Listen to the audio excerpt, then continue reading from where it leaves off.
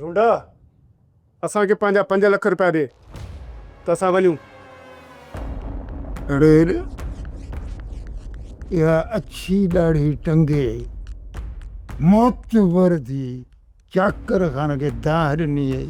हा चाकर खान फ़ैसिलो कयो, हुन कहिड़ो आदर जारी कयो, पंहिंजे कननि सां ॿुधो हुई न ऐं मञियो पई।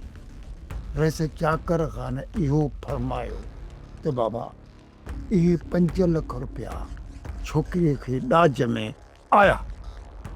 हाणे जेकॾहिं तूं वापार में टुटरो ई ऐं 5 लख रुपयनि जी डिमांड वेठो थो करी, शर्म कोन थो अचे, ॿुधी नथो वरी त मुंहिंजी भेण जी न्याणीअ खे इहे 5 लख रुपया ॾाज में नथो ॾेई सघे? हा ज़रूरु ॾींदुसि, पर इहो ॾाज मां पाण वठी पंहिंजी भाणज खे ॾींदुसि, तोखे खणणु कोन ॾींदुसि।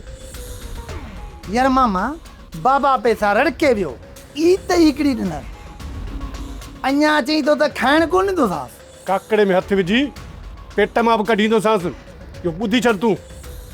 वाड़े तारा सदके तारा दिलजर पढ़ाई बम चरियो थियो आहे या मग़ज़ कमु कोन थो करेसि जो ही मोतबर रूंदे जे काकड़े में थो वठिजे।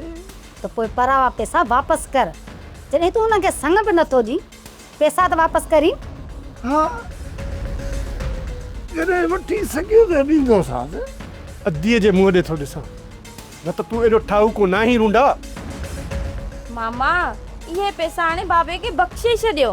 न मां ही बख़्श कोन कंदा, न को भलाई कंदा न को थोरो कंदा, वरी हरू भरू पंहिंजा 5 लख रुपया हराम कंदा, सहाई था। ॾिसां त मुंहिंजा इहे पैसा तूं कीअं थो हराम करी। हे हलाल है न साजे लाइ, हलाल। रूंडा रूंडा परावा पैसा वापस कर, वापस कर। ओ मां इन्हनि 5 लखनि जे करे मामो सुञो कान थी वेंदो। छॾ असांखे ॾाठ गरम करण ॾे। मठ कर, अठ तो गरम करे मुखणी ॾाठ गड़ी छॾीसई। इन्हे खुटल वापारी जो बिल मां पाण ई कंदुसि, तूं फिक्र ई न कर, हम बैठा हूं। सब्सक्राइब कयो असांजो official YouTube channel Singh TV HD drama ऐं वधीक अपडेट लाइ बेल आइकन खे क्लिक करियो।